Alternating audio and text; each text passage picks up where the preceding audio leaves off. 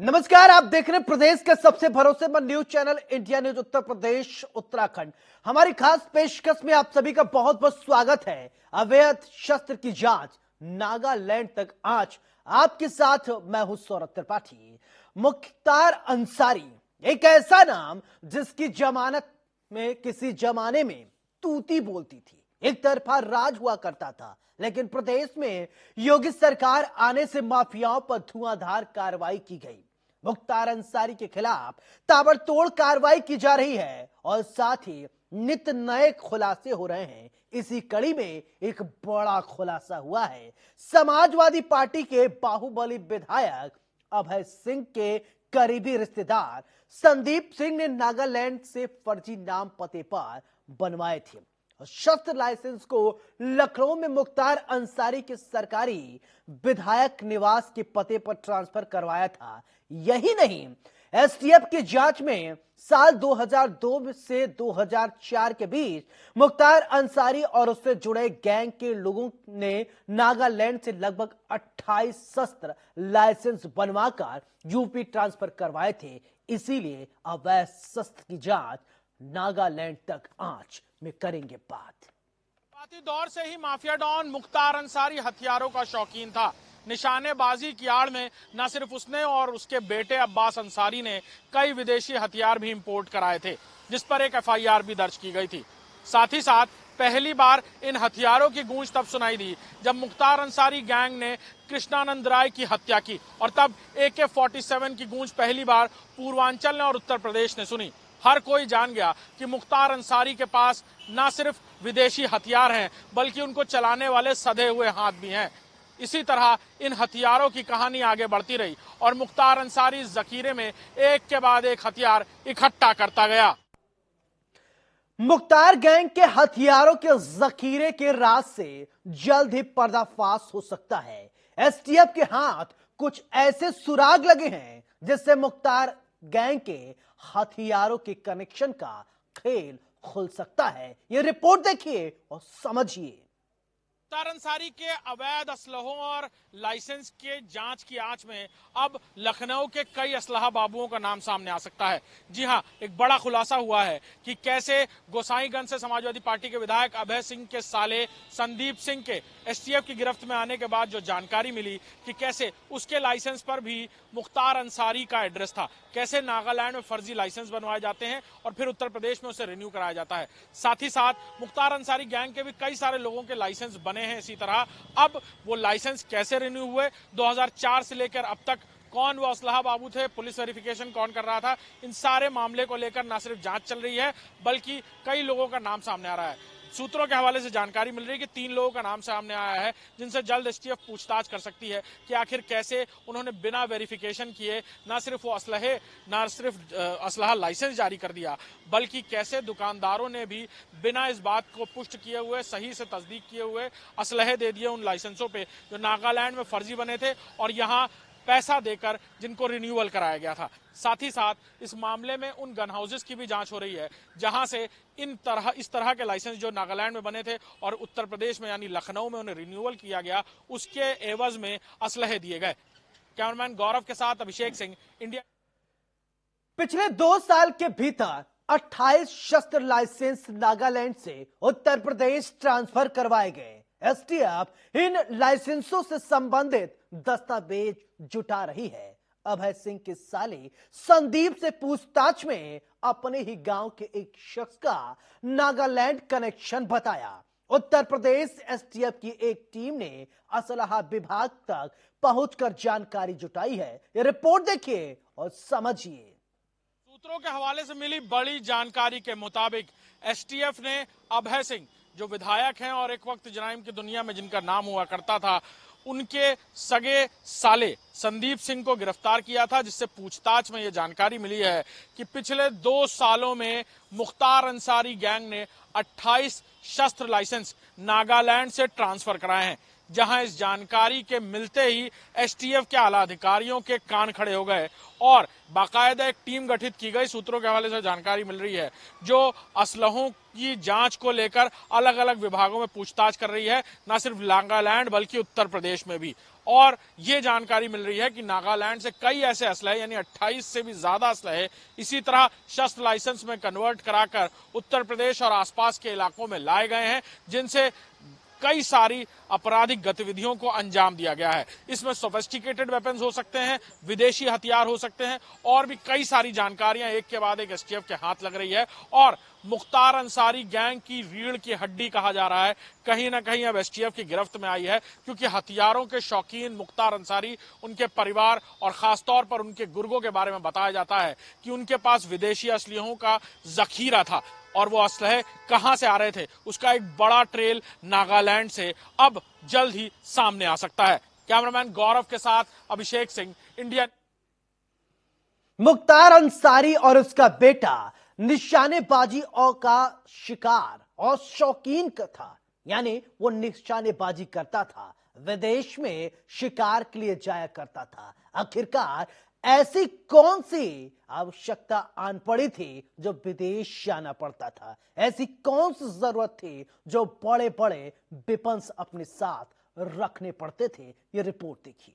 Mafia don Mukhtar Ansari न सिर्फ खुद बल्कि उसके परिवार के कई लोग निशानेबाजी के शौकीन थे, और न सिर्फ निशानेबाजी बल्कि इतना शौक रखते थे कि शिकार करने के लिए वो साउथ अफ्रीका जाते थे। जी हाँ, साउथ अफ्रीका में बाकायदा एक सीजन बुलाया जाता है जहां पर पूरे देश से शिकारियों को आमंत्रित किया जाता है और वो हॉट एयर बलून में बैठकर शिकार करते हैं। इस सीजन के दौरान देश विदेश से कई सारे लोग वहां पहुंचते हैं और हर साल भारत से और उत्तर प्रदेश से मुख्तार अंसारी के भाई और बेटे भी वहां शिकार करने जाते थे। वहां पर जाकर वो विदेशी हथियारों से न सिर्फ शिकार करते थे बल्कि कई बार इस तरह के विदेशी हथियार इंडिया भी इंपोर्ट किए जाते थे, अलग अलग लोगों के लाइसेंस पर निशानेबाजी का नाम लेकर, शूटिंग का नाम लेकर, कॉम्पिटिशन्स में उतरने की बात कहकर। और इस सारे हथियारों का इस्तेमाल न सिर्फ गैंगवॉर के लिए किया जाता था बल्कि उत्तर प्रदेश में, पूर्वांचल में और देश के कई ऐसे इलाकों में बाकी गैंग से संपर्क करके दहशत और जराइम की दुनिया का कारोबार बड़ा करने के लिए भी। कैमरामैन गौरव के साथ अभिषेक सिंह। इस पूरे मामले को लेकर पूर्व डीजीपी एके जैन का क्या कुछ कहना है, सुनिए जरा।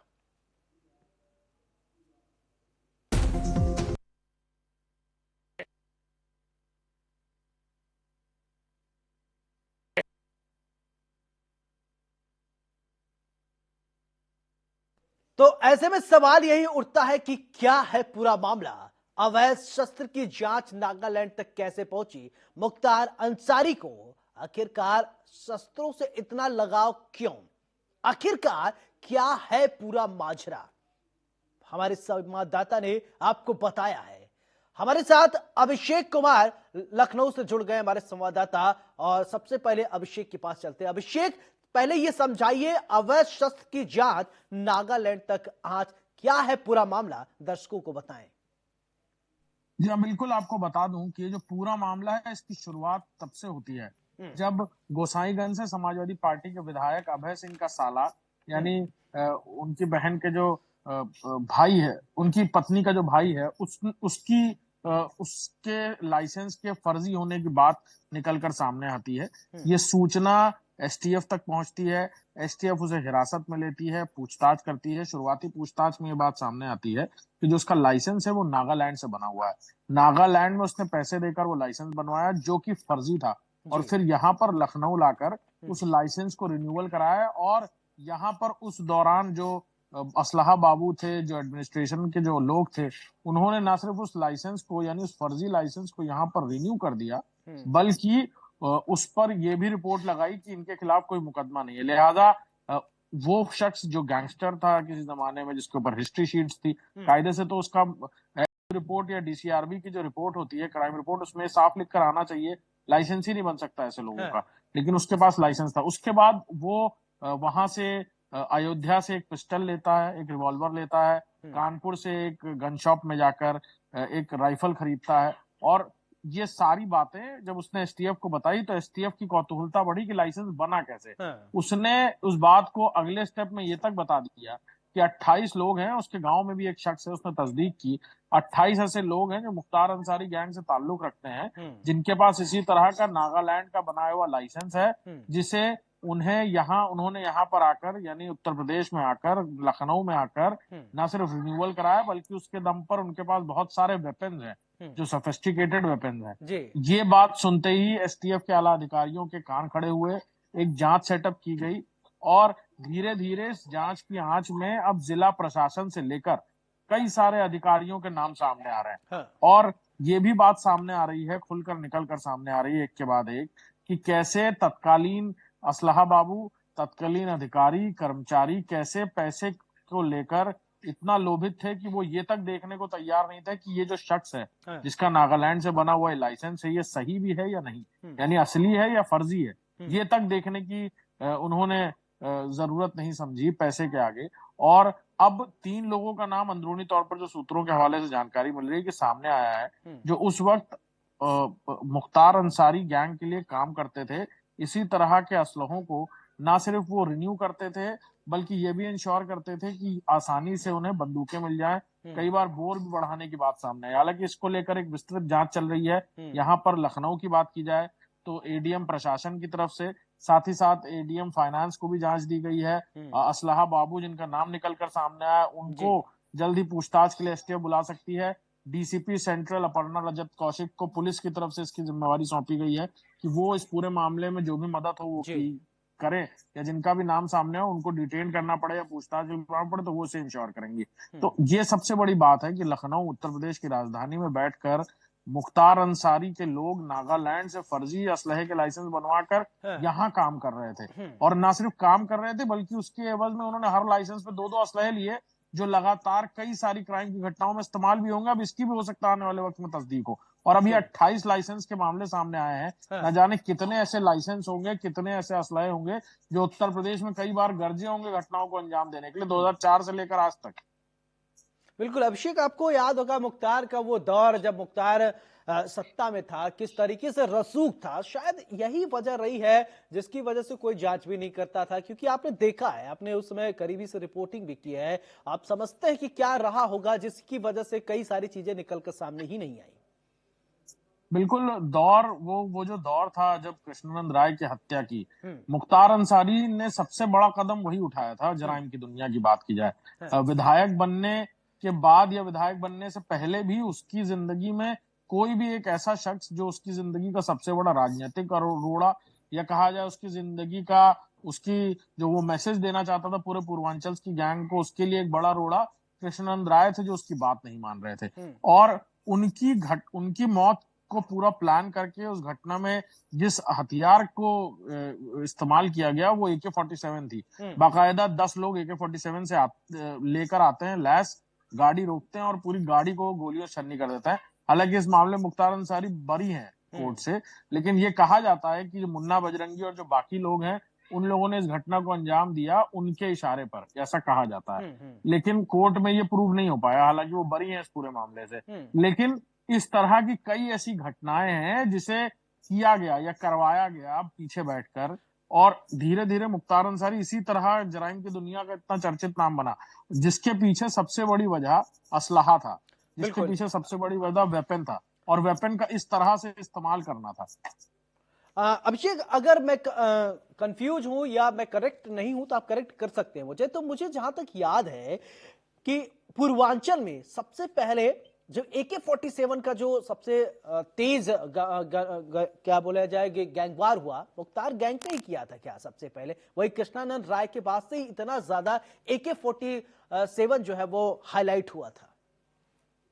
बिल्कुल 90 के दशक की बात है ये, जब ये सब शुरू हुआ। मुख्तार अंसारी ने कृष्णानंद राय की हत्या के लिए, सिटिंग विधायक की हत्या होना अपने आप में बहुत बड़ी बात थी। विधानसभा तक लोग धरने पर बैठे, बहुत सारा पॉलिटिकल क्राइसिस हुआ उस दौरान, और कई सारे लोगों को हिरासत में लिया गया, जेल भेजे गए मुख्तार अंसारी, बहुत सारी चीजें हुई। सीबीआई जांच तक हुई उस मामले में, एक ऑडियो टेप सामने आया था लेकिन उसकी तस्दीक नहीं हो पाई, लिहाजा मुख्तार अंसारी बाइज्जत बरी हो गए।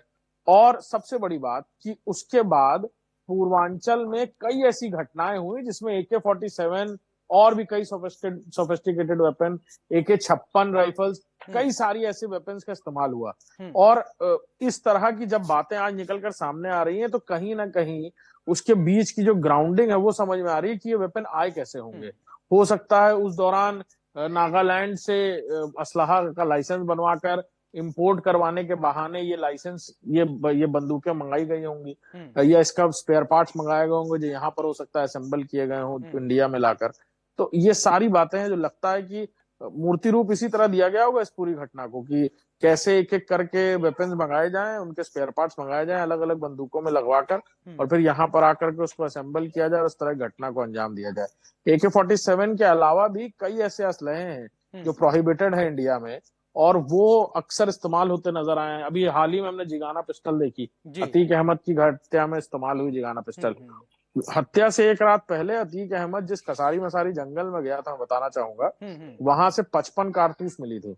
55 वो कारतूस थी जो पूरी तरह प्रोहिबिटेड थी, या तो वो मिलिट्री यूज करती है या आर्मी इंटेलिजेंस के लोग, या फिर स्पेशल कोवर्ट ऑपरेशंस करने के लिए वो सारे वेपन या कारतूस इस्तेमाल किए जाते हैं। तो इस तरह की चीजें पूर्वांचल के डॉन्स माफियाज के पास आना, ये अपने आप में बड़ी बात है। और इन सारी चीजों के बाद दबे शब्दों में ही ये लोग कहते हैं, लेकिन ये बात कहीं से कोई इस बात में दोहराए नहीं कि मुख्तार अंसारी पूर्वांचल की इन सारी गैंगों का, आगे या पीछे तक की बात की जाए, एक वक्त पर आकर के बादशाह वही बन गया था, और कहीं ना कहीं वो इस पूरे सिंडिकेट को वही चलाता था। एक जमाना ये भी था जब सुल्तानपुर में संत ज्ञानेश्वर की हत्या हुई, और संत ज्ञानेश्वर की हत्या में जो वेपन यूज किया गया वो भी AK-47 था। लोग बताते हैं कि ऐसी किंवदंतियां भी हैं और सूत्रों के हवाले से भी कई बार हमें जानकारी मिलती थी उस दौरान भी, और आज भी लोग बताते हैं कि उस वक्त मुख्तार अंसारी ने ही वो वेपन इस्तेमाल करने के लिए दिए थे। सोनू मोनू दोनों जो विधायक रहे हैं, पूर्व सांसद रहे हैं, उनका नाम सामने आता है, दोनों भाइयों का, जिनके पिता इंद्रभान की हत्या की थी, हत्या का बदला लिया था उन्होंने, तो उसमें भी AK-47 इस्तेमाल हुई थी। इसी तरह लोग बताते हैं मुख्तार अंसारी ने वो AK-47, ये सारी कहानियां हैं ये जो, और कहीं ना कहीं ये कहानियां इसलिए भी फैलाई गई कि इस कहानी के साथ उतना बड़ा डर भी फैले।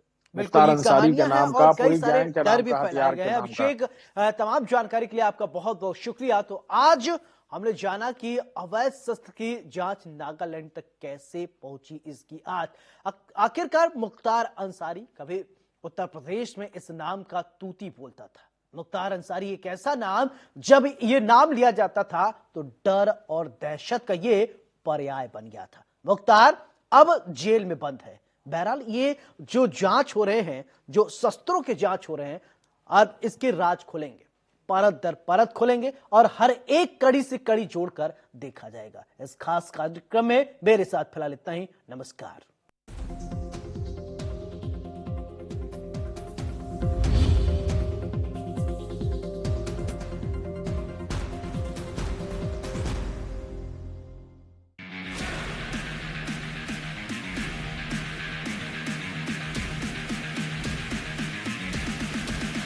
उत्तर प्रदेश की धरती पर हो रहा है खेलों के महाकुंभ, खेलो इंडिया यूनिवर्सिटी गेम्स 2022 का आयोजन, जो जीत रहा है सभी का मन। रंगों में उत्साह और दिल में देश का छाया है सभी पर रंग। खेलो इंडिया यूनिवर्सिटी गेम्स का तीसरा संस्करण कई नई सुविधाओं और विशेषताओं से भरा हुआ है। खेलो इंडिया यूनिवर्सिटी गेम्स में हर दिन नए रिकॉर्ड बन रहे हैं, तो जुड़े रहिए रोमांच के संग। हर दिल में देश, खेलो India Uttar Pradesh. Come soon. Miss you.